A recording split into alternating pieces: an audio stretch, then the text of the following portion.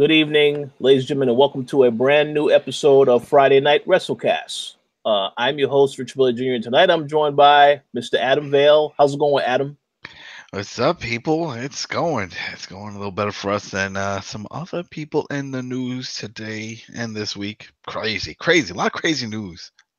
Absolutely. Yeah, it is. It's been a very, very active news. So, very active week. Yeah, see, I'm a little off as well.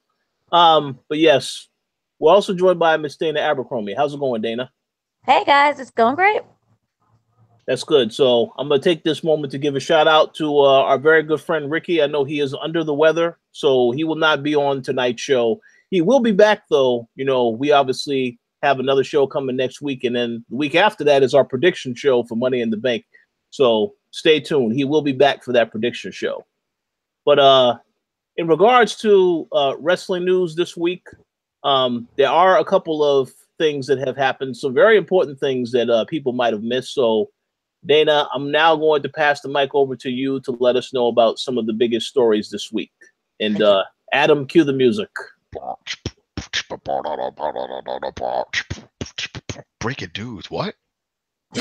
It turns out one of Twitter's most controversial far-right accounts, a woman who regularly spews anti-Muslim propaganda, belongs to the wife of a now former WWE executive who was fired this week due to a report outing his significant other.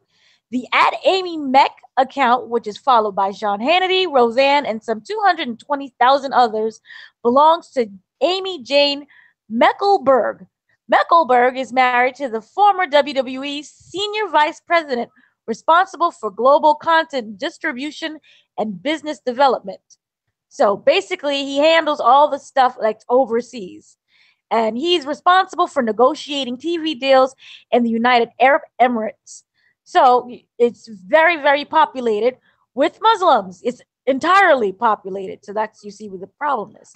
So WWE knew about the account, according to a former family friend who went and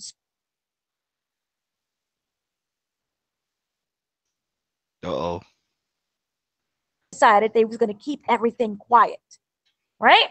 However, when Huffington Post found out about it, they went running right to the WWE about the account. And their corporate spokesperson told them, this is the first time we're hearing about Amy Meckelberg. As the story approached publication, Huffington Post reached out again to WWE to see if anyone was aware of Amy Meck before her husband was hired, and they responded with no. It has now come to our attention, and now the person is no longer an employee. So Meckelberg went on to Twitter and started blaming everyone from Huffington Post to the WWE, saying that it's not fair that her husband was fired for her opinions, and that she has the right to stand up to fight for Jews so that they can exist. So it's all a hot mess over there. But, yay Huffington Post for breaking that. So also, the extremist group Al-Qaeda, yay, has sent a warning to Saudi Arabia's crown prince that his efforts to liberalize the conservative kingdom is now a sinful project. So as you guys know, we recently had the whole Greatest Royal Rumble match, right? And that was because of Mohammed bin Salam. And he wanted, to basically bring in a little bit of Western culture and with the WWE. But basically, it seems like it's not going very well. He's getting death threats. They're threatening the WWE. It's very disappointing, and we just have to see what's going to happen. But right now, the deal is still a go. Nothing has been canceled, but they do say that the group went and condemned the prince for the Western absurdities, which have opened the door for a wide range of corruption and moral degradation, and that the exposure of wrestlers' privates and them giving the sign of the cross in front of a mixed gathering of young Muslim men and women is just downright degrading, and they need to stop it right now. Now, it's been a long time in the making, but Fire Pro Wrestling World is returning. Well, basically, we're getting a sequel. Finally for the console. I mean, it's been on PC for over a year now. yeah, but still, yay. And here's the thing. It's going to release on August 28th. It's confirmed for North America. However, a release date for a European release date has not been revealed yet. The game, which comes with the official New Japan Pro Wrestling license, includes the IWGP Heavyweight Championship, which will also have an additional bonus for fans of Japan's premier wrestling promotion in the form of the New Japan Pro Wrestling Almanac. The special item will be available as a pre-order bonus on a first-come, first-served basis. So, yay. Raw and SmackDown will be basically live. So remember, there was back and forth. We didn't know what was going to happen with Friday Night SmackDown now. Yeah. In 2019, October. It's going to be live on all coasts, so you don't have to worry about that. There was rumors that it was going to be delayed by like 5 minutes or 30 minutes or even 3 hours, but nope, everything is going to be live. Also, there's been a new TV deal that's been released. So Raw and SmackDown will have the same 30-day delay before being put on the network. So the new deal, we're getting Raw and SmackDown on the network, but you're going to have to wait 30 days to get, oh God. Yeah. So basically, if you want, say, for example, Monday's Raw, you're going to have to wait a month from now. So everything is a month behind. I know you guys are excited about that. But they still do those, what was it called? It was like This Weekend Raw. Short, yeah. And then they do This Weekend SmackDown. One. But that's okay. That's okay because most people just want to tune in for that. I mean, a lot of people that listen to this show and stuff like to hear about the news and what's going on in the bits because there's so much of it happening. You know, so people like that in your face, just give me what I want to know and cut out all the other bullshit. Some people who haven't seen Raw, you know, because they work. I think if the matches are that good, word spreads and then people tune in. But right now, it's been that has not been the case. Everything has been like, oh, watch a pay-per-view, skip this match, skip that match. That's something that I noticed. I don't think the console version of the WWE app has this, but I know the PC version. You can skip to certain match points. You'll see it on the timeline.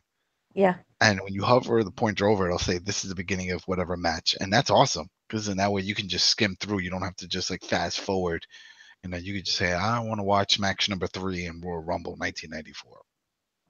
Yep.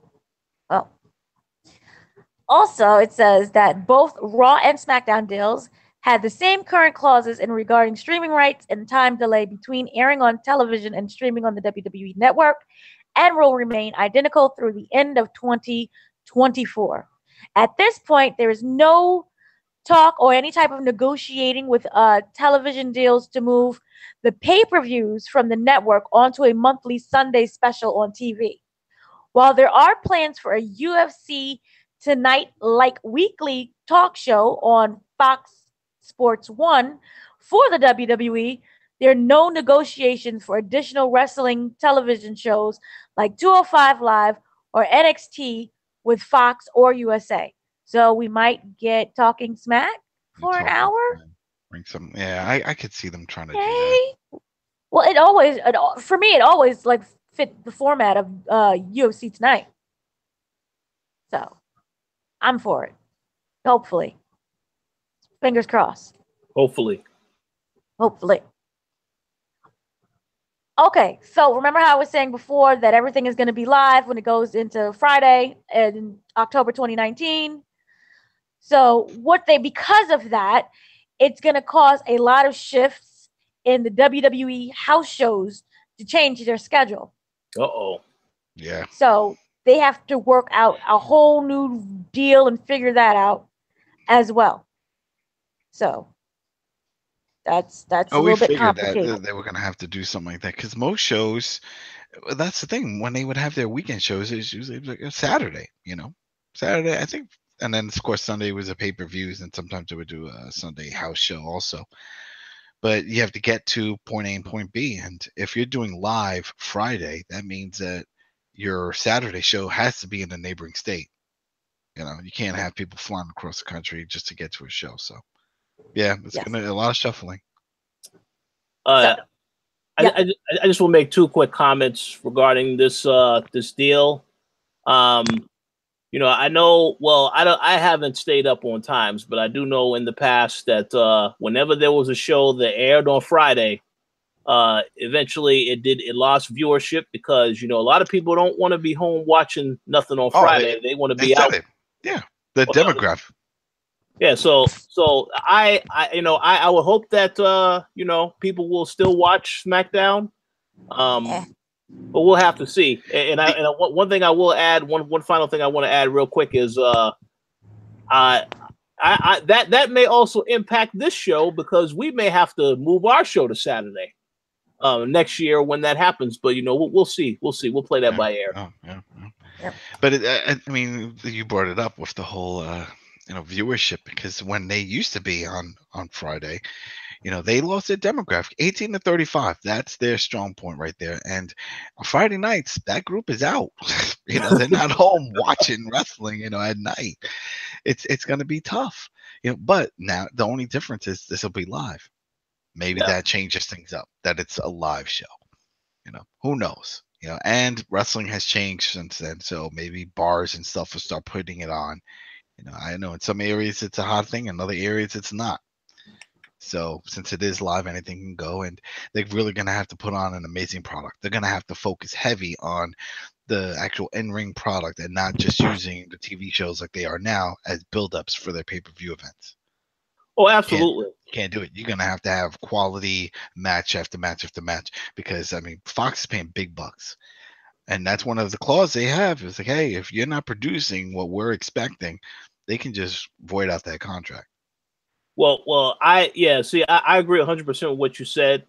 Well, what I find interesting, and I do know that I did speak with Dana about this earlier in the week. I did hear that when Fox spoke to WWE about this deal, they emphasized, though, we really love WWE, and they actually talk trash about USA. So I kind of think that they, I'm very curious to see what Fox is going to do better with the WWE product than what USA has already done with it, because they can easily promote it a lot more. And I would not be surprised if you see cross-branded stuff where you'll see some wrestlers on TV shows on Fox, so on and so forth. So I am very curious, especially now that I know that they talk bad about USA. I'm curious to know what they think they can do better. It's a new relationship. They all do that, That happens in real life. It's like, yo, I'll treat you better than your previous man. I could do this for you. It's no different. And we'll just have to wait and see. As time goes on, we'll see. If the ratings are there, man, who knows? Sky's the limit. They might do all kinds of things, But if they're not there, then we'll see. It may get dropped. It may get pushed to another day. That always happens. We saw that. How many times did we see SmackDown and all the other stuff that they had get moved all over the place? Different networks. That's true. So, man, I always remember when they moved the product over to in the ECW and putting it on Sci-Fi Channel. I'm like, what? Sci-Fi Channel for wrestling? And then they were like, yeah, we never got the ratings we expected. What were you expecting? It's a Sci-Fi Channel. Man. I don't know. Whatever. But it is what it is. So, yeah, we'll have to wait and see how that gets promoted. But I'm glad to hear that it's going to be live, because that would have been horrible if they went back to a tape product. And I did not see that as being possible. Not for the money that Fox is paying. Who pays that much for a taped product, especially in this day and age where everything gets released on the internet? People that are fans will be like, I'll just read the sheets afterwards, the results, and I don't need to watch on Friday. That's true. Yeah. So I guess we're going to just segue right into this. Many people are wondering what exactly happened so that Fox ended up with SmackDown. And as you guys were saying, basically, the Murdoch guy, he had a meeting with Stephanie, Vince, and Triple H. And, he started basically degrading NBC, saying that they don't respect you, they're embarrassed by your product, they never properly gave you the promotion that you needed, and that not only can they give them more money, but they can promote heavily on all of their stations and programs their product. And that they want to do this 5-year deal because they feel that wrestling is family friendly. And Damn. if you have wrestling, you can find cash. And that's why they think it's a great win and that it's a big trade off. And also, this would seal the deal and be like an empire marriage between the McMahons and the Murdochs. And they're like rebels outside who built their media empires. And even when people told them no, they still stuck by, and now they're both billionaires. And they're So both close friends with Trump. They got that Yep. connection. So And so Vince was like crying, "Oh my God, this is so great!" And that's what sealed the deal. So that's why, yeah.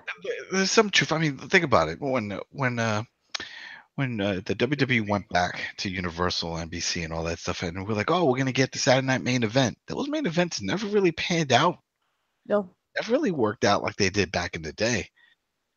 So who knows? Maybe they could do something, but it's still there. That's the thing. Raw, their big show, is still on that network. So bashing them and doing all that really doesn't do anything, especially since they're WWE's partners with both large networks now.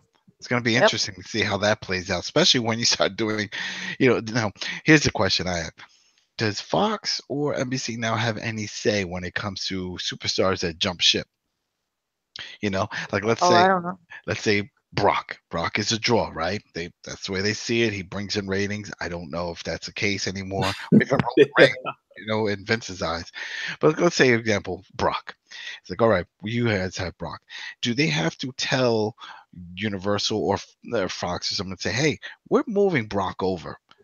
So like maybe let's say Universal's case, they'll say, hey, we're moving Brock to SmackDown. Do they have to tell them? Because that's a big name. Would they have to do that? Let's say The Rock or something like that. If The Rock was around, those type of things, or Roman Reigns, if he ever becomes a big name star, do they have to tell them? Because that could change everything. That's like the star of a TV show leaving. So it's going to be interesting. Thought of that. Yeah, that's what I'm wondering now, because they're both live shows. They're both big money contracts. And if you're paying big money deals like that, you're paying because of the product. Your product is your talent. And they do these shakeups all the time. And so do they have to consult with these networks before making such a big shakeup of like, all right, we're taking this big name guy and we're pushing him on this other network. And that's the other network, obviously, is the other show. So is that going to cause a problem? I wonder if that's in the contract negotiations or agreements that they have to disclose that type of information before doing so. Wow. That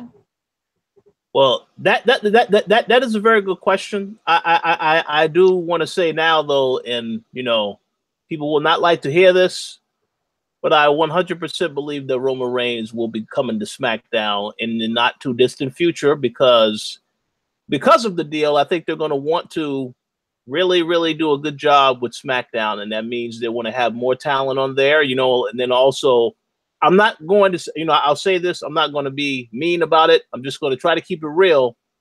It's very likely that within the next 5 years, you're going to have people like AJ Styles that are probably going to retire. And when that happens, you need to replace him with others. So that's why I said Roman Reigns probably will end up on SmackDown. Seth Rollins, the same situation. So I'll be very interested, but that is a good point you bring up. I don't really know if they speak to them about that, but that is something that will probably be discussed at some point in time. A lot can happen within a year. We've seen that. A lot can happen. Injuries happen. People get disgruntled and leave. New stars come in. So what we're discussing now is, Roman Reigns. Roman Reigns might not be even relevant by then.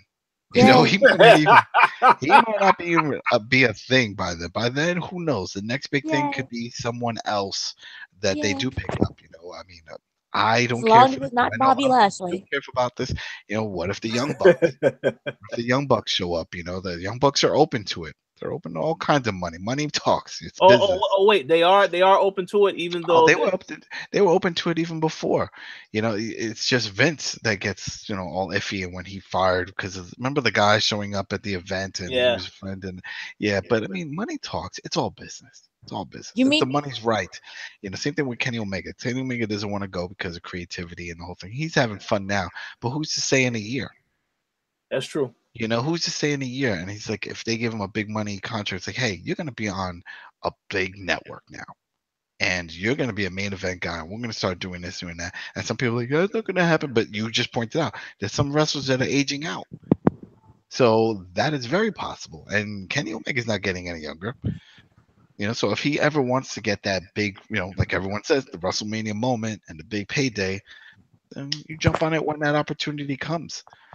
He doesn't need to do it now. I mean, WWE is stacked with up the gills with the roster on all their shows. There's plenty of talent, in NXT right now that's feeding in. So I could see a lot of those guys. I could see Lars Sullivan filling in for some of the big guys that do age out. I could see that. Ricochet's got a great future ahead of him. He does. Triple H, they love him. They love him. So I could see him filling in a lot of that, and he's good on the mic. You said Triple H loves him. What about Vince? Does Vince even know who he is? Probably not. He doesn't watch NXT. Yeah, but there's plenty of talent that's there. The Velveteen Dream. Oh yeah, Velveteen. There's a lot of if there's anybody that if Vince was to look at that roster right now, and they were like, all right, Vince, who do you like? And he just goes based off of looks. He would definitely grab Aleister Black. Big man. Oh, this is good. Good, mysterious big man. Oh, I like him. Tattoos look crazy. Boom, you're in. Lars, big man. He's in. Heavy Machinery, War Raiders. Big guys. Pick him up. That's it. Because that's what he likes. Velveteen Dream. Oh, replacement for Gold Dust. You're in. Let's go. I could see that. I could see that happening. Hell, even EC3. EC3, I could see him. Oh yeah, EC3. Yeah. Definitely EC3. Go ahead. I just want sanity. Where is sanity? Remember them? Where they were supposedly on SmackDown, but hold on. Showed. Well, hold on. I have another question for you. Since you said you want sanity, where the hell are the Authors of Pain? Why would they debut these guys and then all of a sudden, they're missing now? As if they're not even there. It's ridiculous. They don't have anything for them. You know how it gets. See, and that just proves again that when they do these shakeups, the creative team are not behind that or don't even know. Because there's nothing prepared. There's nothing. It's like Sanity was announced, and I don't think they've come out on SmackDown. Nope. Oh no, they haven't. They haven't been on the show at all. They're going to be on next week. That never happened. Next week they got the Emma treatment. And that makes me nervous because then it makes me wonder: are they getting rebranded? That's good. Oh gosh. Well, hopefully not. You just brought up the Emma thing, and that was her reason for her delay, because then they scrapped the whole plan, and they're like, forget it. We'll just go back to what she was doing before she got hurt. And now with Sanity, I wonder if that's what they're thinking of doing. Well, just scrapping it. Well, I would say I will hope not, because this is on SmackDown. Now, I know Emma was on Raw. We know Vince, all hands on deck with Raw. So I don't know how active he's going to be with SmackDown. Now, probably very active, I would say. So, but hopefully it doesn't happen. Let's not speak that into existence. Sanity, they need to leave that team intact. But although I was already worried about Sanity when they did not call up Nikki Cross with them. Nikki Cross is going to get her title. I have a feeling Nikki Cross is going to be in NXT for a while. We'll probably get to that when we talk about the NXT. But there was some pretty crazy. I guess we could just talk about it when it comes, because there's no point. It's not like it's live. But Nikki Cross, she's got her title shot coming up. Against Shayna. They're doing that whole feud thing, and I think it's going to be her time. She's going to get the belt. She thinks she won the belt. If anybody saw NXT this week, she thinks she won the belt. She had Dakota Kai, who just got her ass beat, and she said, "Oh, here, you're the ref. You're the ref." And then she just slammed down Shayna and laid on top of her. the Dakota Kai did 1, 2, 3, and then that was it. She thought she was the champion, took the belt, and ran off. So I have a feeling she's going to be there for a while. I don't see her coming up, and we'll see how that goes. But then they also announced about the other 2 remaining women from the 4 Horsewomen. Oh yeah. So then maybe Shayna, but I don't see her going up, and I think it's for the best because right now I don't think they would do anything with her. Nope. That's a shame. That's the shame. But I keep thinking that there's just too. I brought this up last week. There's just too many people on these rosters and not enough creative behind the scenes to put something together for all of them. I don't want to hear about people. Yeah, and they keep signing them. They keep signing them, and it's like, okay, I hate to say it, but it may be time to release some people. I mean, I thought this is what they was the release. I thought that was supposed to have happened a long time ago, and it keeps getting put off until later on. So they're going to definitely have to do that. You know, they brought R-Truth over to SmackDown. They haven't done nothing with this guy on SmackDown. So I'm thinking to myself, I like R-Truth, but why is he still there? But R-Truth, because he has 9 kids. He has 9 kids. He's the company man, and he doesn't hurt the books. They always look at people that are fillers, that are just sitting in the back playing cards that are not there. You know, because remember, they bring a lot of talent with them when they do these shows. Injuries happen, other things happen. Yeah, change on the fly. And there's a lot of guys that don't wrestle and just collect checks and just show up. You know, Goldust also then. Goldust he's also a company man. Remember, he jumped in for the 205 when nobody was like, all right, who wants to jump and do this weird skit in 205? He was there. He went in. Remember with Cedric Alexander, and they did that whole thing. Yeah. So he did it. So he's a company man. He's cool with it. You know, he's in shape. He keeps himself in shape. He's always ready to go. So no, I don't see him. It's mainly like the type that aren't doing much in the back, that are just filler. Those are the ones that they usually go after. Like last time was this years ago. Just comes in mind real quick. Spirit Squad. Remember, they would just come out. They would do some stuff here and there, and then when it was time for cuts, let them all go. Yeah, we'll keep Dolph. Why not? Man, I miss those days. Yeah. What was our other buddy? We were just talking about the other buddy. Damn. I just drew a blank. We were just talking about him. All right, keep going. Okay. Now I know you guys are very excited. Okay. Uh-oh. David Arquette is returning to the ring. Oh no. More than 18 years after winning the WCW Heavyweight Championship belt in April of 2000, the actor is trying out the persona of David Magic Man Arquette for his pro wrestling return. Now, he says, 18 years ago, I won the WCW Heavyweight Championship belt and everyone freaked out. I was promoting a movie I did called Ready to Rumble, and it just happened that I won the championship, but for 18 years, I have been trolled on the internet, and people have attacked me.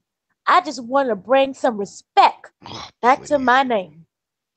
They sort of blame... Well, I will say, hey, TNN is hiring. TNA is hiring. So, I'm sorry, Impact. Impact. TNN. No way in hell he coming to WWE. No way in hell. On top for the win. He didn't earn that. No, and they just wanted that belt to be run around in Hollywood. That's all it was about. You know, WWE years later, did the same thing, but they kept it with The Rock. Remember, The Rock won that belt, and he went to Hollywood, didn't do shit for a year, but he had it with him. That was the deal. Yep. You know, and at least that was legit because it was The Rock. You know, when WCW did it with Arquette was horrible. Nobody wants that to come back. No. Well, he says they sort of blame me for ruining WCW. It's no longer around. I maybe had something to do with it. Now, Arquette is 46 years old, and he's been training with wrestling coach Paul Avalon, jiu-jitsu champion Regan Macchiato, and retired boxer-turned-boxing coach Ricky Quills. He says, I'm doing the right work, I'm starting to get in shape, and that he's had a silly relationship with partying and alcohol in the past, but now he is clean and sober. And he says, the good thing about getting in shape is that you have to pull all that aside. There's no extra calories for anyone. Got to keep your mind focused. No weed or anything. So, yay, David! He must have Magic been hot Man when he was Arquette. thinking about this, because this ain't happening. I can't see this Aw. happening. I can't see this happening. You know what? Him versus James Ellsworth. Oh man, James Ellsworth Come on is now. asking for 5,000 an appearance. Oh, Oh, I mean, get your money. He has kids too. I definitely, that match if it was to happen, I would definitely be rooting for Ellsworth to win. See, I would rather, yeah. I mean, 40. He looks so awful. He's only 46. Okay. Now, because you guys wanted so much and caused that the show to be renewed for 2 more seasons. Oh, here we go. Guess what just happened? I know No. you guys are excited. I know. I believe I know what happened. I know You what gotta happened. sit down. You gotta sit down. Come on now. John Cena and Nikki Bella are back together Oh my god. after less than a month apart. Yep. And even though they filmed their breakup, they're gonna make it work. If anybody feels that this is real, they need to get smacked. Come on now. No. They're gonna make Love- it work, and they're gonna get married on the finale, perhaps. Love conquers all, guys. WWE needs as much money and eyes. Okay, they just signed this deal. No one is going to watch SmackDown on Fridays. They need Nikki Bella and John Cena to get married. Nikki's going to come back and start wrestling. You know, they're going to have a spin-off together. She's going to get pregnant. The kids are going to come and wrestle. This is how Fox gets those ratings up. Come on now. They already renewed the show for 2 more seasons. But isn't that on E though? Or Yeah, are they it's on getting E. their own? It That's is on E. E. That's It's not on Fox. E, but John Cena's a wrestler. So, you know, everybody's not like, oh my wrestling. God, he's so romantic now. So then they go and they watch SmackDown on Fox. See how that works? I see what you're saying. I see what you're saying. Okay? So, Well, I know Nikki Bella has said that she does want to come back to wrestling. yes. So See we how don't. John Cena's schedule, though, I don't know what this guy is doing. So we'll see what happens with him. He's doing movies. That's what he's doing. Yeah, because he said I heard him saying he wants to fight EC3, and I don't really understand. EC3 is an NXT. Is John Cena going to show up in NXT for a match? I don't think so. I could see that as a pay-per-view event. I could see that.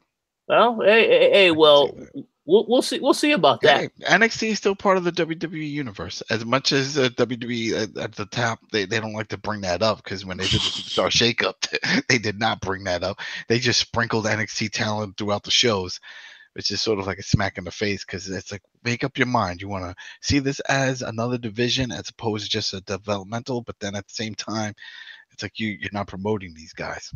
Yeah. You know. They definitely are promoting sanity. What the fuck? Hey, well, listen, they'll make a debut. They'll debut at some point in time this year. Maybe after SummerSlam, when because obviously right now on SmackDown, their focus is on the Bludgeon Brothers running through the rest of the roster, because there's no way in hell the club has a chance in hell of winning that match at Money in the Bank. But yeah, that's what's happening right now. So, also, John Cena went and explained how backstage people are really just complacent and lazy, and that he wants to come back when he's done with all his movies and show people how to work. Well, hold on a second. I also heard that statement. I would like to know, who the hell is he talking about in particular? He's not naming names. He just says everybody in the back is lazy and they don't do nothing. They just sit there and they just show up. They don't have any ideas for their characters. They don't have any type of input. They just, get the script and that's it, and go home. Over. Then he needs to hear that briefing from Fox about how it's a family-friendly show, because what really kicked off was the Attitude Era, when people started grabbing the mic and just free-flowing, like with Steve Austin. That was all him free-flowing. Those days are over. Those days, now if you try to shit, that'll get you fired. Nobody wants to lose their job. There's no point for that. Family friendly. See, I agree with that, and I will also add that we also have to address the fact that Vince if these guys don't believe anything is over, even when it is over with the fans, then they will do as much as they can to sabotage that, or they just won't give the wrestlers opportunities at all to really do anything. So it's also depending upon if the creative likes you, if they have something for you, as well as the wrestler putting in their own ideas. So it isn't all about the wrestler. The company has to actually give the wrestler opportunities as well to succeed. So I think it's interesting. He said that. I know he ain't talking about Roman Reigns because, obviously, he got to make Roman look good. So it ain't about Reigns. So I'm curious who he is talking about. Yeah, Roman. Bobby. He's talking about Bobby. Oh yeah, that's good. Can't even do a fireman's carry. Oh, I don't want to talk about Bobby. He just sits there, Joe's up, can't even slam a guy. Oh, Jesus. Okay. Poor Bobby. I hope it works out. I don't want to hear like all this run didn't work out for him. See, the thing is with Bobby Lashley, I feel like when this guy came in, he should be going after the top, the guys he should be going against. Sami Zayn doesn't even have a chance in hell of winning that match. Everybody knows that. Even if Sami Zayn cheated, their goal is to make Bobby Lashley look like a badass. So why don't you give him a person like Brock? I'm going to say Brock, yeah. I don't know when that's going to happen. Or Braun, or any of the other guys. Sami Zayn, come on now. I love Sami, but this guy has no chance in hell of winning that match. So, whatever. So, as you guys know, Enzo released a diss track. I guess you can call it a diss track. Of like garbled, mumbled rappage that I don't even know what was going on there. But I know Adam loved it. I didn't love it, but I understood it. I see. I get his point. So, hey, yeah. He said that he's a real one. He's a real one. Real one. He's a real one for himself. I mean, hey, he's promoting himself. It is what it is. We got the Young Bucks saying they're the elite, so everybody's got. Hey, if you could hype yourself. You're your own product, so.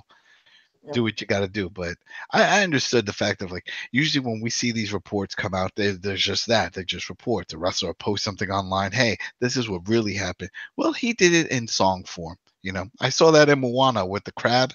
Remember? Did you see Moana? Remember the crab was like, I'm going to tell you my story in song. It's the same thing. This is Enzo doing it in song. Because he talked about being falsely accused. He talked about WWE not giving him the benefit of doubt when he said he was innocent and just firing him. And that's true. But hey, nobody, especially in this whole Me Too thing, nobody wants to get linked and get that stench on them. So there goes that. Plus, he was a prick backstage, a legit prick. That doesn't help. That does not help. So I don't know how many friends he has in the back, but hey, this is wrestling. Anything could happen. We saw Ultimate Warrior come back, get put in the Hall of Fame. We saw Goldberg come back, not only go put in the Hall of Fame, win the title. Anything could happen. It's a fantasy land. So people are like, oh, he's never coming back. He never say never. I wouldn't doubt it. He'll probably go to Impact. He'll do the indie thing for a while, clean up. Once the stench is off, I wouldn't be surprised if he comes back. Maybe it'll be better for him. Maybe it'll wake him up and he'll change his ways backstage wise, So yeah, I understood that.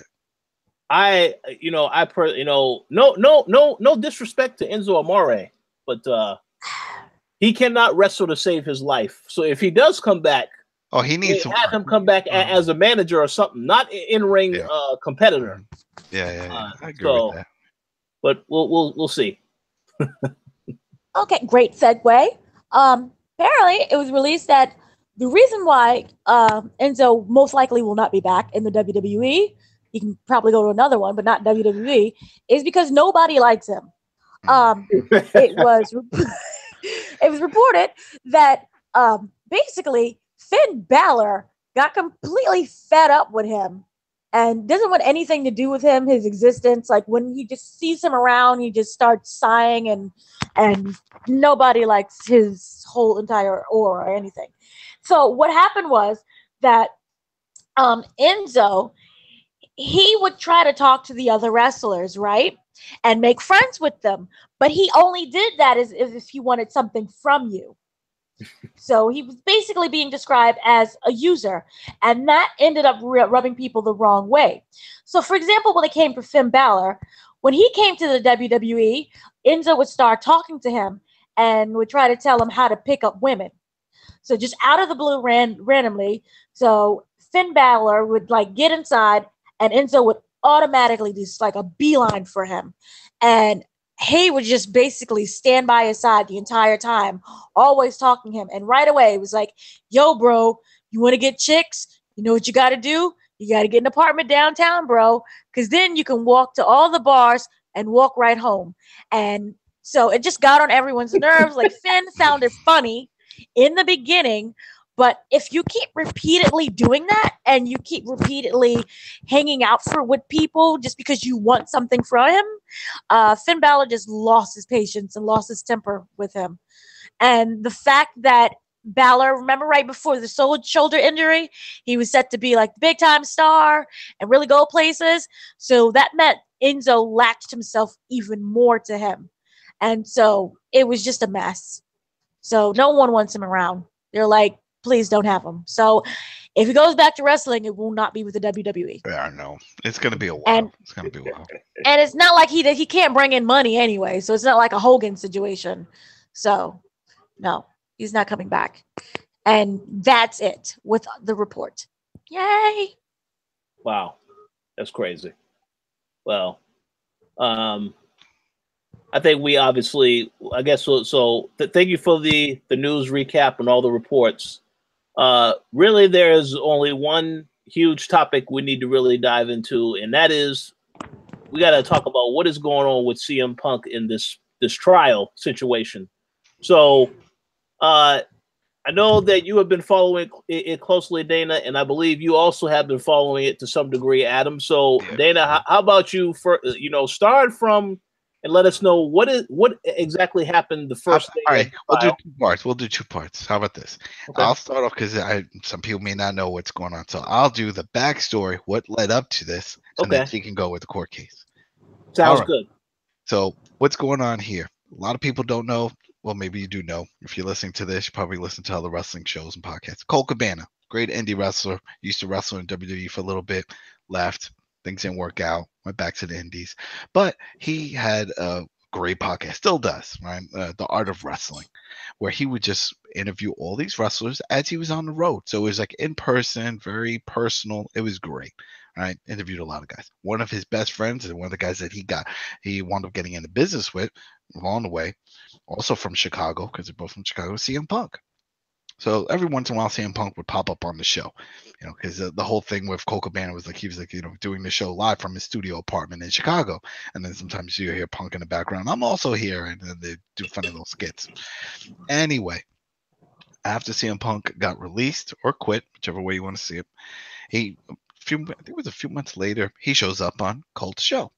And he just pretty much does a shoot on all kinds of stuff in the WWE. He does a shoot on Roman Reigns and how, Vince told him, you got to make him look strong.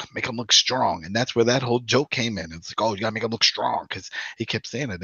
That's what Vince kept emphasizing on him. It's like, if he hits you, tumbleweed, do something, make him look strong. Then he talks about Ryback, and that Ryback knew nothing and was out to hurt people, and how he messed up on a bunch of spots. There was one where he was supposed to throw Punk on a table and he missed the table completely and just threw him. And one of the other things that he talked about was the doctors, the medical staff, and how he had all these pains and he was sick, he had a staph infection, and that the medical staff knew of this and didn't give a shit, and they kept having him work and kept putting him in matches. And he was like, hey, I'm banged up, I got this, I got that. And they basically, the medical staff did not care. He mentioned one doctor specifically, and that's the one that Dana's going to get into. So anyway, now remember, this was on a forum. He was just talking, saying his experience, and Colt Cabana was just listening. He was like, oh, okay, all right, well, that's what happened. A few months later, that doctor, I'm drawing a blank on the name. Dana, what's his name? Anil? Amann. Amann. Right. There you go. Dr. Amann from WWE. then releases a lawsuit for slander. And not only is he suing Punk, he's also suing Colt Cabana, which I don't know how that's possible, because if that's the case, whenever someone does any interviews with anybody, you could always sue the network or sue the reporter. That makes no sense. They're just listening. They're giving you a forum to give your grievance or say your piece. But anyway, he was suing both of them, and that started years ago. And was it 2014, 15? No, 15. 14. 14, yeah, 14, because it was a little after. Yep, 2014.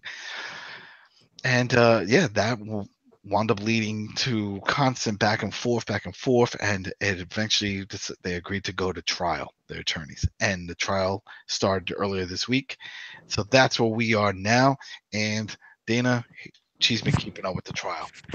Yes. So, for a little bit also, Dr. Chris Amon is seeking $1 million in compensatory damages and an undetermined amount of punitive damages for the comments that CM Punk made about him during the appearance on the Art of Wrestling podcast. So, yeah. So, day one of the trial was very simple. Dr. Chris Amon, he came on and he gave very short and curt answers during his testimony. He said that he has been receiving a lot of threats since the podcast, and that he is just completely angry and upset with everything that's being happened. His name is being tarnished. His practice is being tarnished. So he's very unhappy with that.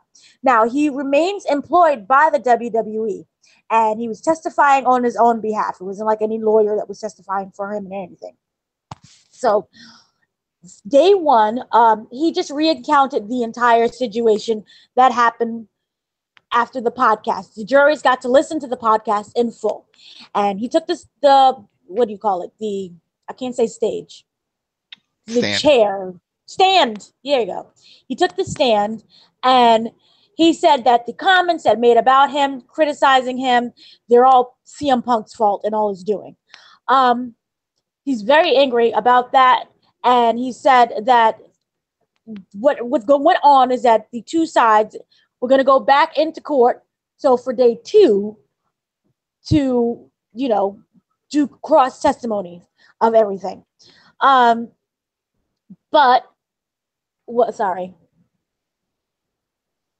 Amon disputed Punk's claim about how he failed to treat him correctly. So he's saying that he gave him the right medication. Remember, there was the whole thing about the Z-Pack, and he had a cyst on his back. Yes, staph infection. He had a staph infection on his back, and CM Punk was saying that he gave him a Z-Pack. He said that he treated him correctly, and that everything that Punk is saying is wrong, and that he's trying to still have his job. WWE is still employing him, so he's very grateful for that, but he came very short of losing his entire job and his entire practice. Punk, during that entire testimony, seemed to be very amused. He was chuckling. He says that things were a little bit over the top. Pratt made it very clear, one of the other reporters, that Punk was very serious also about it. So even though he was chuckling at some of the testimony, he was very serious, he was very attentive, and that he seemed to be very genuine with wanting to be there and to, basically defend himself. Also, he was wearing a very nice suit, and that he came in very professional. Remember, he's going to go and do the Octagon in Chicago. I think he looked a little well built. That's next week, basically. Mm-hmm. So that was day one of the whole trial. So not bad. Also, so far, Colt attorney also, I think, in the opening argument, just said, "Hey, he really shouldn't be involved in this at all." He didn't say anything. He didn't do any slander to the name. So what's the point? Why? Because that's the thing. It's the doctors going after both of them, and they both Punk and Colt. They have their own legal representation here. Trying to defend both of them on this. It's very interesting. Yes. So day two of the trial was that Remember the whole Z-Pack situation? Well, they read out text messages. Got to save your text messages because you never know when you're going to get sued. So there was text messages between the doctor and Punk. And first one goes, it says, "I swear to Christ, I'm sick again. You got a Z-Pack." Interesting, right? Okay, because remember, he didn't want the Z-Pack. Dr. Amon responded, "Yes, I got them on me." The exchange includes texts of Amon telling Punk to find a pharmacy that he'll phone in the prescription request for Punk. Now, Amon says that Punk never showed him a skin infection, but would have evaluated him if he had. Amon says also that he does not recall treating any non-WWE performers between 2013 and 2014. Punk's medical records is shown, and it says that Punk was never prescribed medications and that he has no medication history recorded. Amon says that he did give Punk Z-Packs without recording them. So I don't know what type of off-booking that is right there. Is that even legal? Who knows? It's stuff going on within the biz. We'll find out. Sounds like you stole my prescription, my scripts. I'm confused by that one. Okay, so, that's weird. Anyway, Dr. Amon said that he would give wrestlers medication in an envelope with the name and the diagnosis on them. Oh my gosh, that sounds shady. It sounds like a drug deal, right? Well, you gotta understand, they're trying to do this quick. This is for a circus. That's pretty much what this is. It's a traveling circus. So you got these guys coming in out there wrestling every week, and so it's got to be quick. So it's like, what's wrong? Tell me what's wrong. I got this pain in my shoulder. Here you go. Go fill this in. Gotta go. Next. What's wrong with you?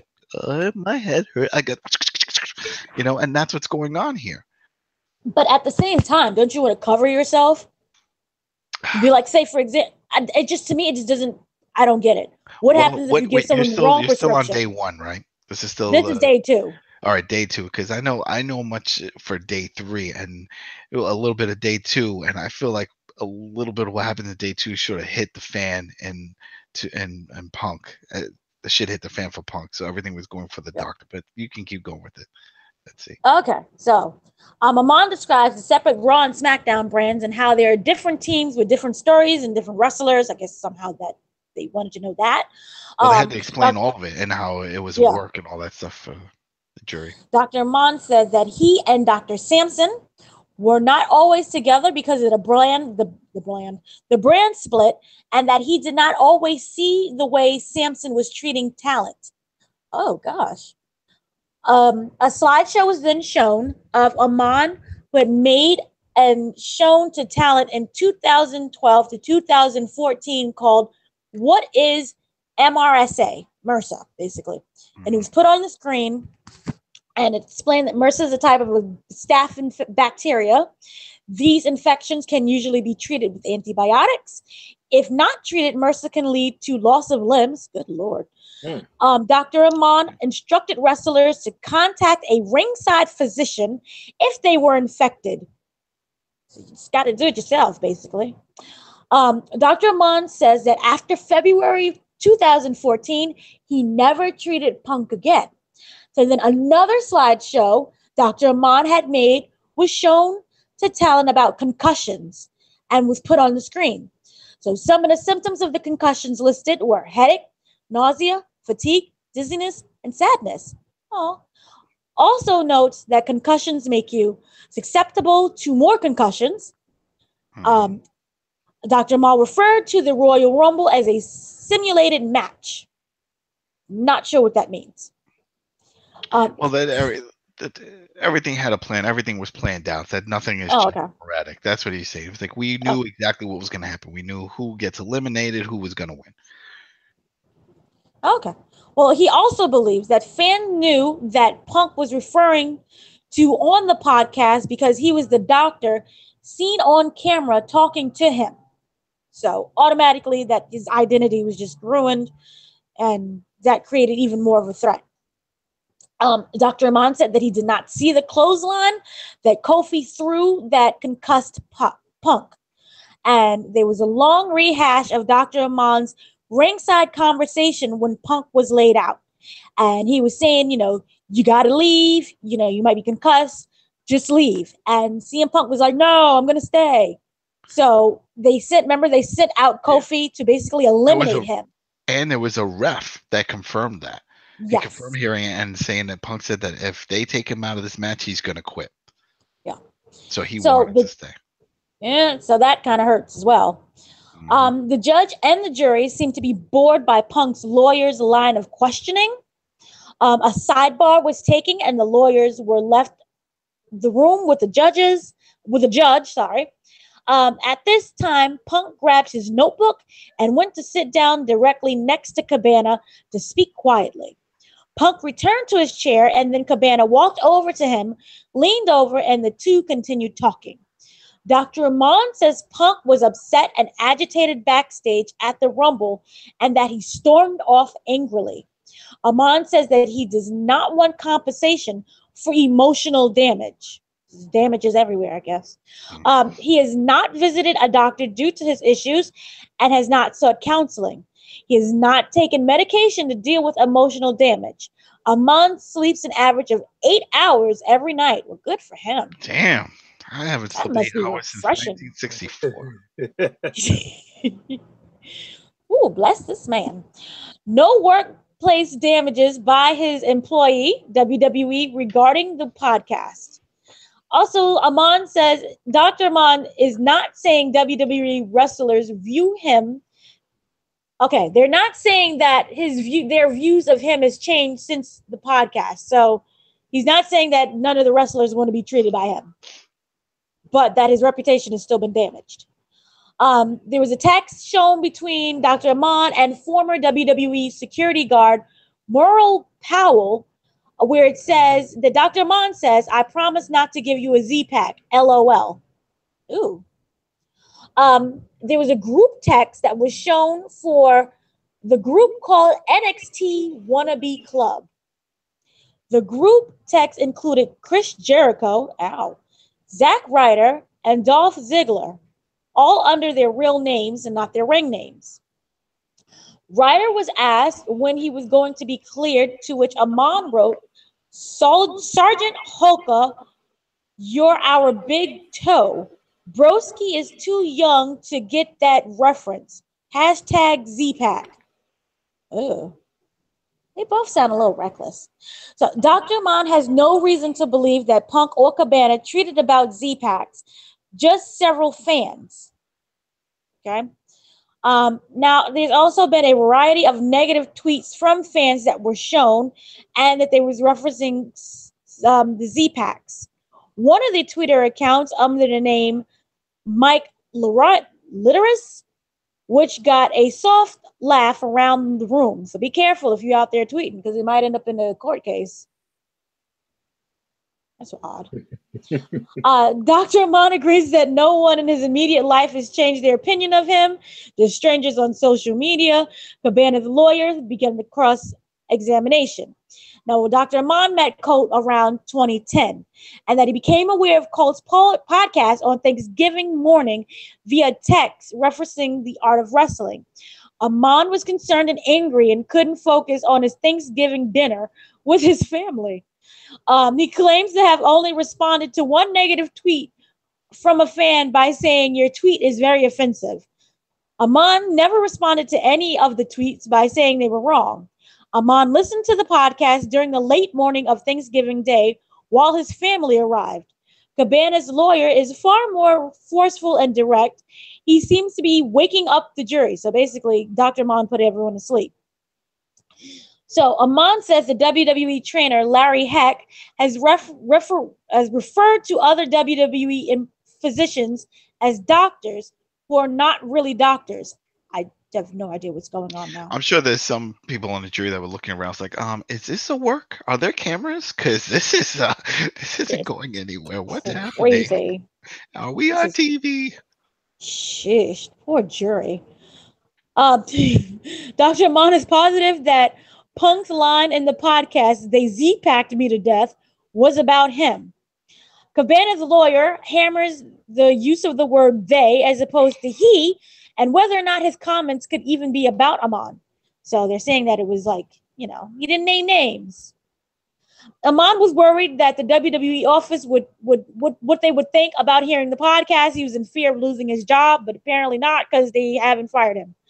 Dr. Amon was under the understanding that the fans at shows were chanting Z-Pack and CM Punk at him in regards to the podcast. I remember that. Well, I knew a lot of guys felt that after this came out, that the fans started seeing Roman differently. And I remember, Yeah. I forget who it was. There was someone in the back that they said that they think that really tarnished the whole thing with Roman, because Roman was just getting that big solo push at the time. And there was I remember some reports and the chants of people was like, make him strong, and they were doing that whole thing because of what Punk was saying. So Yeah. I know So- Ryback felt he got a bad rap because it made him look reckless and made him look bad. And Oh yeah, poor Ryback. I remember that. But he's a crappy wrestler anyway. Yeah. Besides this. mhm. So Dr. Amon admits that he does not know if Colt knew what Punk was saying was false, even though he's suing him. Amon says that Colt never told him that there was any ill will towards him. He says that he didn't contact Colt about Punk's real health issues because he worried it would violate the HIPAA law. Dr. Amon said he did feel an obligation to protect wrestlers in 2014 Royal Rumble match. Cabana's lawyer ends and Amon's lawyer resumed questioning. So Dr. Amon, he now says that he never heard the Z-Pack chant directed at him before the Art of Wrestling podcast with Punk. Amon never received harassing tweets about killing Punk before the Art of Wrestling podcast. Amon was only doctor working ringside at the 2014 Royal Rumble. Dr. Amon claims to have never prescribed Z-Pack for depression, concussions, or sore ribs. On December 2nd, 2013, Dr. Amon refers Punk to Oklahoma Diagnostic Imaging. Now, here's the clinical history of that. He's a 34-year-old male who complains of lower right rib pain and is coughing up yellow sputum. Ew. Yeah, it was like he had diarrhea and all kinds of dizziness issues. Yeah. Dr. Amon's diagnosis was that he had symptoms of sinusitis. That's a lot to go for sinusitis, rib pains and all. Okay. And that he prescribed Punk an augmentum. Amon says that he only prescribed Punk a Z-Pack for his sinusitis, so he didn't treat him for any of the concussions or anything else. Dr. Amon's lawyer ends the questioning and Punk's lawyer resumes. Dr. Amon again says HIPAA is why he couldn't openly denounce the claims. There was a sidebar taken and the judge and the lawyers leave the room again. So Punk and Cabana again move to sit closely next to each other and discuss the trial. Punk then walks over to the candy dish in front of the jury box. Punk and Cabana both give me peppermint, which is the reporter who was there, and he starts basically Punk and Cabana is passing out peppermints. I didn't know you could do that to the crowd in the back. But okay, they're not criminals. It's not a criminal trial. This is just I know, but that looks wrong. It's not like we got cops there and stuff and say, "Hey, sit down. You're handcuffed to the chair." What are you doing? It looks a little bit wrong. You're handing out some peppermints and smiling. All right, so wait, is this day 3? This is day 2. Day 2, because I know that Mark Jacob Kane, he gets called to the stand. No, this is still day 2. This is a long day 2. Yeah. So there was text messages between on November 27th, 2014, text messages between Jericho and Dr. Amon is shown now. So in the text message, Amon says that Punk's health was nothing like he described, leading to Punk's lawyer to ask why he decided to disregard HIPAA law in the text. On November 27th, 2014, there's a text exchange between Justin Roberts, wow, remember him, and Dr. Amon is shown. Amon says that Punk's comments were fabrications of the truth. Also state that there are extensive records of everything Punk has been diagnosed with and prescribed in WWE. Amon also claims that Punk tarnished his personal reputation, whether the claims are true or false. What? I don't know about true or false, because if it's true, then it's That's justified. what I'm saying. And they have that. He sent that to Justin Roberts. And my thing is, if you're so worried about HIPAA laws, why are you text messaging other wrestlers about Punk's medical conditions and health? So that's a little funky right there. And then you put the true or false in there. Okay. So a pre-recorded interview from April 23rd, 2018 with former WWE timer Mark Yenton is now shown. They just got everybody who just worked and farted in WWE. Anyway, Yenton worked for the WWE from 1984 to 2014. That is a good job right there. Because WWE likes to fire people. And he says that basically he wore many hats. Yenton says his official title is production manager. The video feed got dropped and Punk softly booed and then apologized. So he was trying to keep like the air light and funny. Anyway, Yenton referred to the area he sits at ringside as Yenton's corner. Yenton wears double muff headphones to block out the crowd noise and to be able to hear directions from the back. So there you go. That's why they're always wearing those headphones. Because you didn't know. Yenton always knew that Vince and Kevin Dunn were able to hear him, but others on the line would mute him. Yenton would use hand signals to communicate cues to the refs. Yenton admits his memory is foggy because I thought I put the whole company out of my mind. Punk starts laughing and it's pretty loud. If a ref would give an X signal to a wrestler, that means that he's injured and his job was to make sure the camera would cut away and then communicate directly with the refs about what to do. It's really a well-oiled machine. I mean, you got different eyes and ears everywhere, so you do have to admire that. So the refs do not have mics to communicate with the guys in the back, unless it's a false count anywhere. But they do have an earpiece. They do. We know that from recently with the change of the Brock and Roman on the fly. So, or maybe that was just for that match, because that was a bit crazy. Also, Yenton can't recall if Dr. Amon communicated with him at the 2014 Royal Rumble. Yenton does not recall Amon communicating with Punk or speaking about his injury, and he doesn't remember which show it was. So he's basically saying, I don't recall anything. He only has recollection of Amon asking about Punk's concussion, which only happened once. So he was basically just not good on the stand because he doesn't remember anything. But he does recall that Dr. Amon was telling Punk that he was concussed and he needs to get out of the match. So he does remember that. And he insists that Vince, Kevin Dunn, Triple H, and Stephanie probably heard this call as well.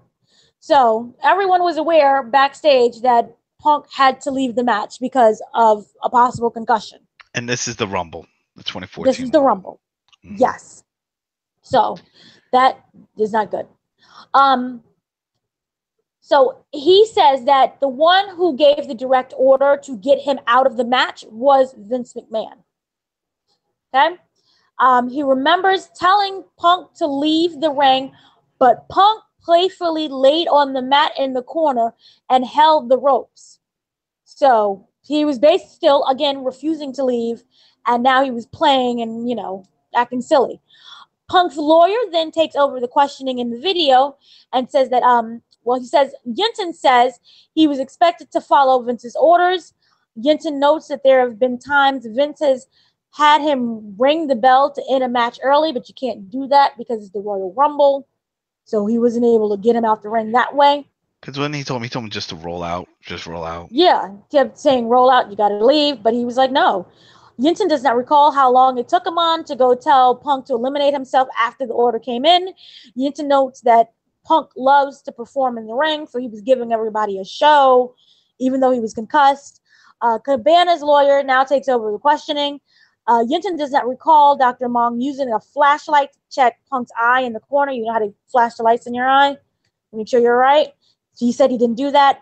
Punk's lawyer now takes over the questioning, and Yenton says that he knows that Vince watches the matches from the back, but he doesn't know if he was watching right then and there. So that's the end of day 2. Whew. Now, the big one, and I think this is where I could jump in with some of this. Yeah. Is I'm pretty sure this is when Kane gets involved. Kane. Kane gets involved in this when he gets called in because I guess during that same point where he was like, Punk was like, no, I'm going to keep going. They were like, all right, well, Kane, the whole spot was for Kane to come in, and Kane was going to grab him by the throat and throw him through a table and get him out. And they went with that. And this is where I think leads up to the whole thing of when Punk was like, oh, they knew I was hurt and they still did this on me and they didn't care, and the doctor's whole thing. But according to Kane, Kane said everything was fine. He was like, yeah, he didn't seem like he was sick or anything was wrong. So, but you can keep going. Now you're going into day 3. Okay, so day 3 we have. Okay, so there was taped interviews that featured, as you said, Kane, referee John Cone, athletic trainer Larry Heck, and an audio technician Timothy Gange, which I'm sure I butchered, that basically they centered around Punk's concussion at the Royal Rumble again and the chaos that ensued in the moments following the injury. Kane recalled illegally eliminating Punk from the event, as you just described, which, people in the jury, they started getting a chuckle because, they don't follow wrestling. So what is illegal? And also CM Punk was laughing as well. They said that the elimination was planned, but it was for later in the match. They just rushed everything so Punk would just leave. Cone recalled producers in the back yelling at him to let Punk know that he needed to stay down and that Kane would be coming out to eliminate him. The ref said that Punk responded, if you make me leave this effing match, I'll effing quit right now. Cone said after repeating that order, Punk pie-faced him. It's also worth noting that Punk quit the company the next day. So, a 17-year-old medical veteran, WWE, testified that Dr. Amon said Punk had been concussed in the match. Basically, they're just saying the same thing. Following the elimination, Heck said that he witnessed Punk curse out everyone backstage. He was not happy about the elimination, even though he was supposed to be eliminated in the match. So it wasn't like... That's the thing. Like, now he was going to win it. Yeah, he's not winning, so it just makes it look extra weird. Like, it's not like he was supposed to win and, get the belt and be the highest paid wrestler. He was to be eliminated by Kane just a little bit later. Anyway, so he went on a big cussing fit and he cursed out everybody. And that he recalled Punk being mad the finish of the match was changed. So that wasn't exactly the way how the match, him being eliminated was supposed to go. So he's very upset about that. So then Kane, Heck, and Cone testified that they weren't aware of any lump or infection on Punk's lower back. So after the videos played, the court went to have lunch.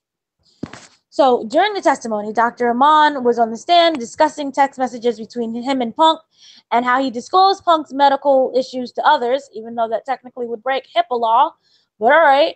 And the emotional damage, he says, has been, he's basically just reinstating that, he's a lot of emotional damage and that he can't recover, even though he's not being fired. Getting 8 hours of sleep. Come on now. Emotional damage, then you can't sleep. You got to sell that. But like, I can't sleep. I'm paranoid. Look at the bags under my eyes. Where am I? Am I really here? What's happening? Grandma. He's got to play it off that something's wrong. But it's so weird when they keep bringing that up. Yeah. Also not suing for that. He even said at the beginning, I'm not suing for emotional distress. Then why you keep bringing up your emotional distress? Why you keep bringing that? You got some other issues going on. I don't get it. Yeah, it's just weird. So then you had the afternoon, right? And it was the afternoon they played, remember Mark Carrano? He is the WWE Vice President of Talent Relations. So Mark Carrano, in his video, his package, he says that he confirmed seeing Dr. Amon and Punk talking on camera. He said he and Punk seemed displeased. Now, the counsel goes and said, did Mr. Brooks, remember his real name is Phil Brooks, CM Punk, Continue to wrestle after Dr. Amon talked. Carano says yes. Carano says that Punk never brought up the lump or the infection. So it just came out of the blue, they're saying. Carano says that Punk brought up his concussion, though, the next day in Cleveland. Carano says Punk was in the arena until around 5. Carano says that he voiced his displeasure with medical staff and that Punk was concerned that future storylines were harmed by changing the elimination, even though he was still supposed to be eliminated. Carano also said that he has no knowledge of creative plans, so he didn't know what change Punk was talking about. In the courtroom, Punk looked confused at this statement. So then, Colt Cabana, whose real name is Scott Colton, he took the stand, okay? Now, Colton confirms that episode 216, starring CM Punk, was loaded on November 26, 2014. The council brings up Colt saying that the podcast has 3 million listeners, but Colt only says, to the best of my recollection. So a lot of people don't know accurate of numbers. Anyway, Colt confirms that he told a childhood friend that the podcast has almost 3 million listeners. Colt says that he got the number through analytics, which I'm pretty sure would tell you how many listeners you have overall, but whatever. No. Council brings up episode 226, getting 1.5 million downloads in 4 days. But Colt responds that he doesn't know. So, well, he can't because, I mean, they're going based off of probably iTunes, but he's on other services. They're on Spotify and Stitcher and, SoundCloud. I mean, you got to gather all of those counts up. I don't think they do that. Right. That is true. And I do think it was a little bit more than that. Maybe just a tad bit more. Yeah. So that is basically. If it's close to 3 million, if let's say he's just going based off of the iTunes downloads, because that's the only one that everyone has to keep track of, that's money right there. Yeah. That's definitely money when it comes to advertisers. There's no way they were shortchanging him. And I know he had some ad sponsors like all the other ones did. A lot of shows you hear, like with the the Casper mattress and all that stuff. But man, he must have been getting paid, definitely getting paid, not just getting some royalty bumps for orders. Yeah. I mean, we're at like 500,000 and we're not getting that type. So, I mean, we'll see, but keep going. Yeah. So that's what happened on day 3 of anything. Do you want to jump in a little bit for day 4? Now, day 4 is what I missed. That's today. Right? Day 4 was today. Now, that's when I did not. This is where you said the crying? He was on the stand. CM Punk was this is when it comes into a hot mess, honey. Because I did not know this. I didn't know. And that he may possibly be found culpable of defamation. Okay? So, this is when it gets into a little mess right here. Give me 5 seconds here. So day 4. Now, here's what happened. This is a continuation. Punk cannot confirm the definition of Z-Pack. He says it's antibiotics. So they asked him, to your knowledge. You understand? Did they call him to the stand? Or yes.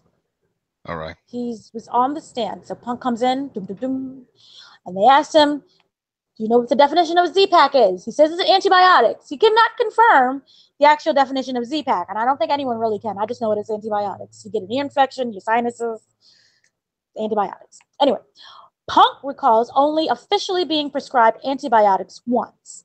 Punk says the rest of his antibiotics were received in a small envelope. Sounds like a drug deal, but whatever. He texts Mrs. Amon, so the wife, also I guess is a doctor,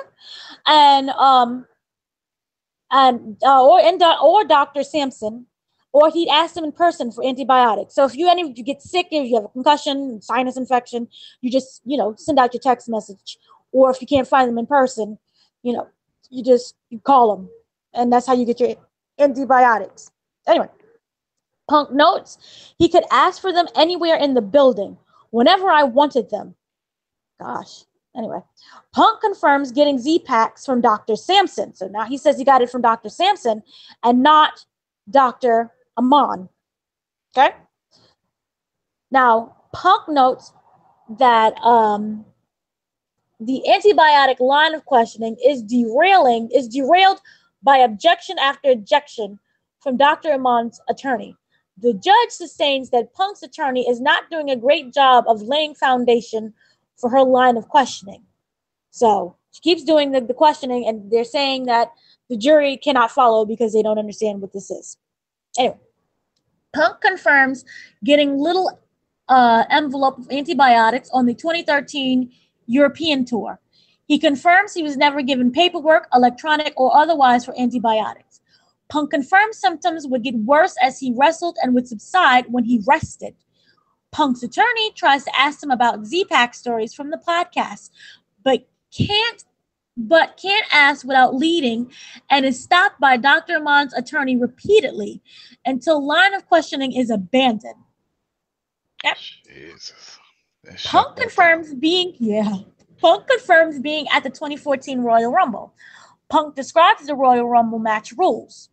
Punk describes the pre-match meeting that wrestlers attend for the Royal Rumble to explain that it's basically staged and not real, so that everyone, even though it looks like chaotic mess, it's really well planned.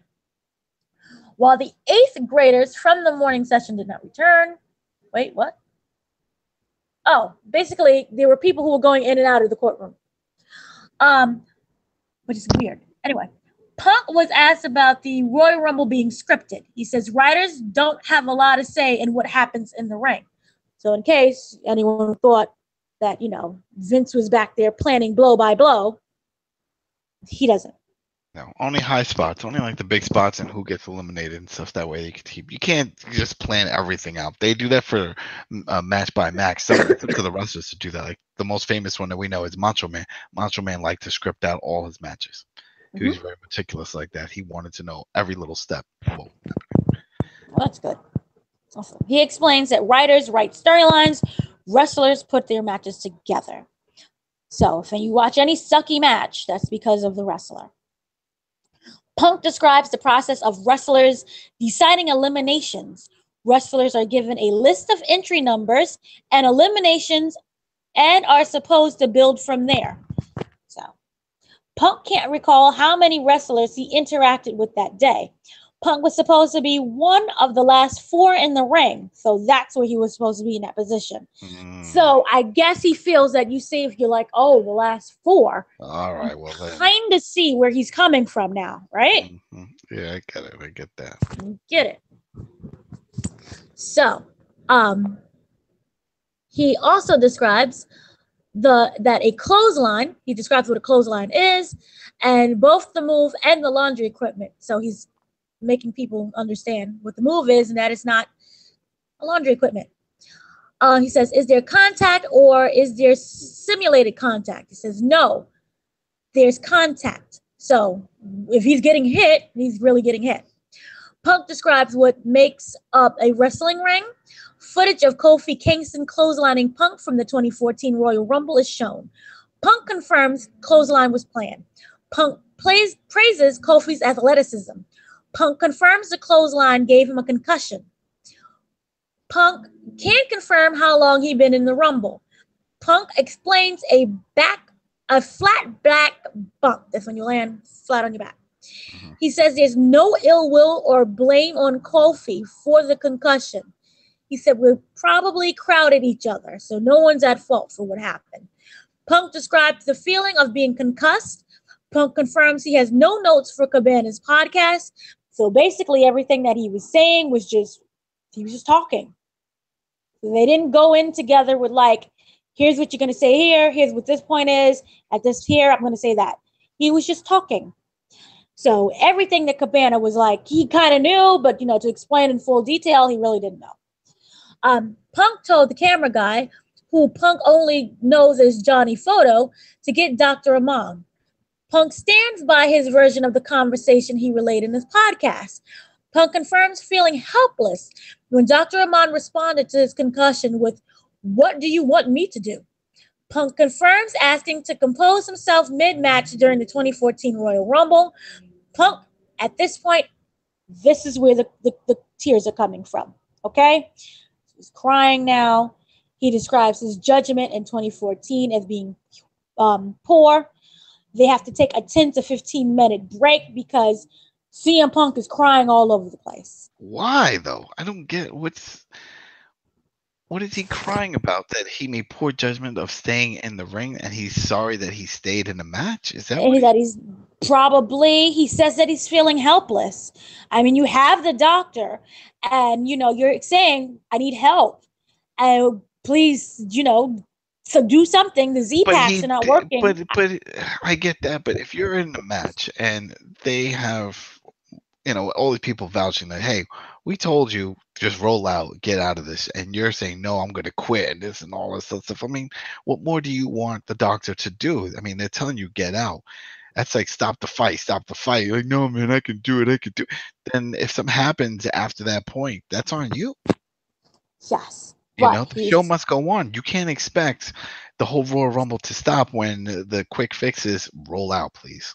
He's saying that, he was in the moment and he was really, him being in the top 4 would really elevate him and would have him, more fans, and his career was going in the right direction, and that it was just a flood of emotions. So he's crying for like 10 to 15 minutes, right? And he's hysterical, and they have to have a break because Punk needs to compose himself. He's just a hot mess right now.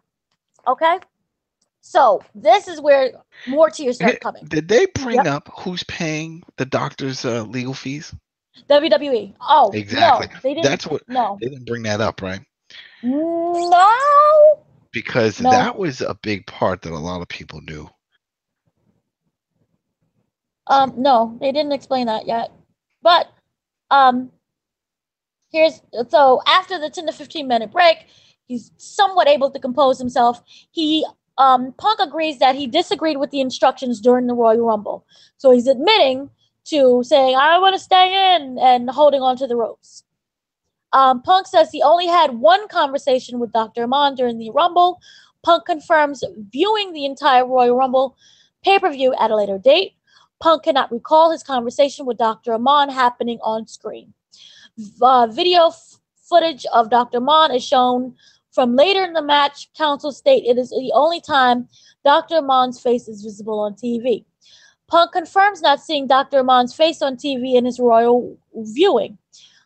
Punk recalls the lump first appearing fall 2013. Punk confirms traveling by bus from city to city while working for WWE. So remember, he was saying when he was traveling, it got worse. Mm-hmm. So he's just confirming that. He confirms that he has to provide his own bus. So he's providing his own bus to cut down on the wear and tear. Punk confirms changing and showering on the bus. So it's like one of those fancy buses. It's not Greyhound. Okay. Punk confirms himself, AJ, Kofi Kingston, and the bus driver as the main groups that traveled on the bus. But there would be rotating crew of people. Punk describes the process of dropping off wrestlers at the arena, after which Punk would stay on the bus until it was his time to be in the arena.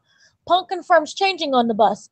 Punk confirms changing alone. So they're saying that, well, no one was really there with you to see this lump or staph infection or anything. So it makes it even harder for people to believe him.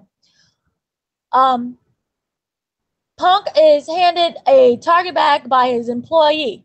Punk defines what his wrestling gear is. He confirms that all of his gear came from WWE seamstress Julie, which is the black lady on Total Divas. Punk is asked to describe his gear: Speedo, trunks, kick pads, the whole thing. Punk takes Exhibit 119, his Speedo, out of the Target bag. Punk positively identifies the Speedo as his Speedo. He mentions that it's the only Speedo he has ever worn in WWE and calls the fact a little piece of WWE trivia. Punk takes Exhibit 120, a pair of black and white wrestling trunks, out of the bag and positively identifies them as his trunks for the Royal Rumble match that the whole thing occurred. He confirms that he washes the Speedos in the sink. He pulls out a pair of shorts that he would wear backstage so as not to appear bottomless, and positively identifies them. He says that he wears Grace hoodie and his interest is not typical, but is what he had at the time on the bus. Punk describes the fit of his gear. His trunks are tighter than Speedos. Punk Punk shows on his person where the lump was and points to his belt line. Punk claims to still have a scar where the lump was. Punk doesn't know why he said back and not butt. Punk points to his arches Royal Rumble trunks that the lump would have been above or like around the star on the left side of his waist, where the trunks are. Punk defines what a hydrocorrelator is, the basically hot packs. He used hot packs from the back, and he's describing what it was. He says if no one was in the training room, he would do it himself. So he just puts the hot packs on him. And that he says, I had bad everything, Punk said about his injury. So he was just hurting everywhere. And that it was just really painful, and that his body, he said, was just breaking down. Punk points out the area on his lower back where he would use hot packs. He says no one would ever apply the heat near the lump. He says he never received a heat pack inside his shorts. He says Larry Heck never seen the lumps. Basically, no one's seen the lump. Larry Heck was never on the bus or in the shower. Punk says he's never undressed around Mark Carrano, John Cone, Tim Gange, or Larry Heck. So no one's seen anything. But did he not show his doctors? Like, that's the thing I don't get. And also, you take pictures. Like, I had one time I got hurt, and I had a lump on my back. I had a disc touch another disc. I had pictures. I had doctors. I had everybody vouch that this was. He didn't have that. How do you not have that? He didn't have a single. He could have got AJ to start taking pictures. Yeah, that's what I'm saying. I was like, yo, take a picture so I can even see. You know what I mean? Like, how is he? No picture. Yeah. So it's just his word. He's saying that it was purple, red, blue. He didn't take any notes about the lump, about the pain, how long it's been. We have like a diary of pain. He didn't do that. He didn't take any photos, as I said before. He's unsure when it started getting tough on him. He described the lump as super, super sore, even when getting dressed. He said the lump felt like it was radiating heat. Yeah, that's when you start taking pictures, man. Yeah, man. A lot of things. It's weird. He says a lot of things hurt. I'm still throwing myself on the ground. Punk confirms Cabana's account of seeing the lump. So basically, only Cabana seen the lump. I guess AJ too. If anyone's going to see my butt, that isn't my wife, he said, is Scott's. Punk described the camo shorts entered into evidence as standard issue straight edge kid pants. Punk on wearing shorts in winter, shorts and hoodies. That's what I wear. He just doesn't get cold. Punk says that the massage therapist from Spa Soak in Milwaukee Avenue in Chicago saw the lump. So the massage therapist saw the lump. He said it was hard to miss if I was naked. Massage therapist was told and asked about the lump twice. Punk confirms AJ was employed by the WWE, so AJ Lee. Here are the text messages between AJ Lee and CM Punk regarding the lump. On January 28th, 2014, he says, this effing lump hurts. Punk describes the text as telling AJ how my day went, which got a chuckle from the courtroom. He says, I'm going to stab it. He later texted, I'm going to poke this growth on my butt. It's time. AJ says, let me bring you to a doctor. Punk says, no, baby, I like them. He later says that this thing on my back butt hurts. I hate Dr. Amon for not helping me. When AJ texts Punk saying that she's on her way to Orlando, Punk responds, I have a giant growth on my upper left butt. Punk in a text message says the things is really starting to hurt. I think it's a person. On February 13th, 2014, he had a visit by physician assistant Patrick Duffy. He says, your dreamy doc says it's a staph infection. Punk believes Duffy was a doctor because AJ believed Duffy was a doctor. So Dr. Duffy is not a doctor. He's just an assistant.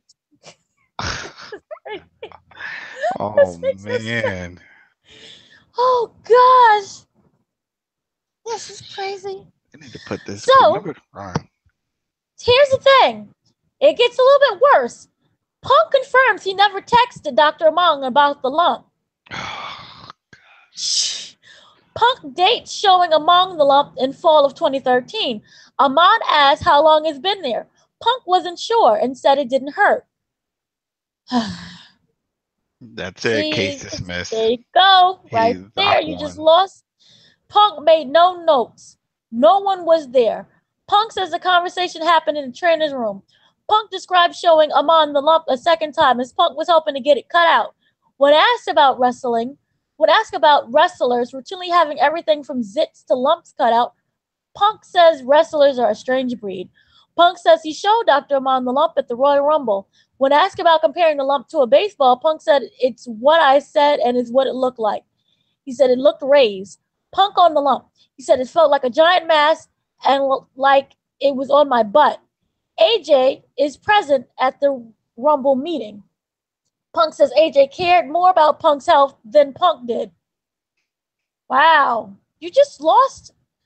It's Okay. over. It's over. It's over. Punk confirms hundreds backstage at the Royal Rumble. Punk stands by the conversation, described the podcast, but not accurately. Heard that? Okay. Punk describes constant pain caused by the lump. Punk stands by his podcast statements, or at least the gist of it. Yeah, because if he can't remember, how could he stand by it? Like, Punk says the golf ball and baseball comparisons felt right. Punk says the lump looked like a bruise at the Royal Rumble. Punk says Dr. Amon said he'd take care of the lump. After the Royal Rumble, Punk felt hurt and furious and confused. Punk recalls taking "cut this effing thing out of me," but cannot recall Amon's response. oh man. Punk believed Duffy was a doctor and supposedly told him to take antibiotics for 2 weeks and then return for removal. Punk confirms that Patrick Bateman is an eccentric serial... Wait, what? Punk confirms that Patrick Bateman is an eccentric serial killer played by Christian Bale and felt that Patrick Duffy looked like Patrick Bateman with white hair. Okay. Punk stands by the description of the visit to Dr. Duffy, not doctor, but Assistant Duffy, but cannot speak on the intent of the words. Punk recalls Duffy calling the lump a staph infection. Punk confirms not knowing the difference between a staph infection and MRSA. Oh, God. Text message from Punk to AJ Lee. Gotta be out on antibiotics for 2 weeks before he can remove it. Text message between Punk and AJ Lee. I'm going to effing email Vince and bury Dr. Amon. You heard that? That right there is intent. That's not good. But he released. Now this is Punk's attorney, or I mean, because or is this Amon's attorney? That's Amon. No, that's not Punk's. This is Amon's attorney quoting. They pulled up everyone's text messages. All right, and he says you're gonna. All right, so here it is. On one hand, he's saying, "Hey, I can't remember, or I didn't tell the doctor about it. I didn't show him." And then at the second time, he's saying, "Oh well, I'm gonna bury him." He still is concussed, and he can't get any of his shit straight. And they should ask him, "Do you know where you are?" Yeah, this is WrestleMania 18 prelims, right? Old shit. I don't know, man. This doesn't sound good at all for him. So now he's saying that the idea to email Vince. Remember when he emailed Vince and was like, "I quit. I want to go home. I'm tired." He says that he had a eureka moment as to why he felt so bad for so long. And it was because of the medical treatment he was receiving. Then there was another text from AJ to Punk. I can't believe Dr. Amon didn't catch that. A text from Punk to AJ. I showed this to Doc twice. AJ and Punk continue to discuss the treatment. Text from Punk to AJ. He's going to cut it open and drain it. Text from Punk to AJ. This is dumb. Staph can kill you. Punk felt discharge on his neck during procedure. Hence podcast comment about fluid hitting the ceiling. Text from Punk to AJ. Rapid succession. It seems. It says, it's all infected. They're squeezing me to death. I died. Saying it was a cyst. So it went from MRSA to staph infection to cysts. Punk confirms memory of Duffy diagnosing the lump as a staph upon initial exam. Counsel shows Punk Duffy's medical report. Punk about diabetics. He said he felt immediately better after he had his antibiotics. He says there's a series of objections to Punk's attorney's next bit of evidence, which is a page text between Punk and his adopted sister, and that it ends in a furious judge calling a 10-minute 15 break while they determine if the text exchange can be, is admissible in court. They can use it. The judge is furious about unwillingness by both sides to set an actual schedule for Monday or Tuesday. So after the break, the judge allows just the first text to be admitted. It is Punk telling his sister about the lump, the treatment by Duffy and Dr. Amon. This is dated February 14th, 2014, one day after Duffy procedure. Punk explains his relationship with his sister. Punk stands by his text message. Punk felt relief after the podcast. He said he could move on with his life. He never listened to the podcast because he lived it.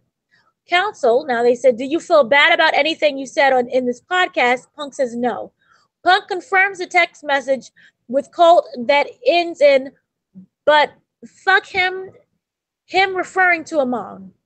Everything was the truth. I think the truth can hurt. He was threatening my friend with lawyers. Punk stands by the initial truth of his story on the podcast. And that is the end of day 4. Whew. That was crazy. Jeez. I at this point I won't be surprised if they throw the whole thing out. Yeah, this isn't nothing points to the doctor. That's it. Doctor one. Now the question is Colt Cabana. That's all I care about right now because I don't think he should have been involved in this at all. No. So he didn't do anything, but just do anything. He just let the man speak. So the guy Punk could have been lying about the whole damn thing. How's that Colt's fault? That's not. No one's seen anything. He didn't take any pictures, no notes, no nothing. Yeah. I have a baseball growing out of me. That's the other shit. So I mean, the only thing I could think of is if they bring the doctor back. It's like, do you recall draining this and doing this operation? Because that's right. It was the doctor. Eventually, he did this, right? It was Duffy, but Duffy's not a doctor. Oh, Duffy did all that. Yeah, and Duffy's not a doctor. And Duffy's not involved in any of this. And was he even present for this? No, right? No. Uh-oh. That's just crazy. And so I guess Cabana will be next then to go up there. Yeah, and then the first question really go, do you think you should be involved in this? No. Rest our case. That's it. He's out. This is, man. I just have one question. How many days are left in this trial? How long is this thing supposed to last? Oh, I don't 46 know. days? 46 days? No, I don't know. You don't know until everything gets heard. So I don't think there is a set time and date of an ending for this. I just love how it keeps changing between MRSA, staph infection, and the cyst. Well, here is my question. Because obviously this is not turning out good for CM Punk.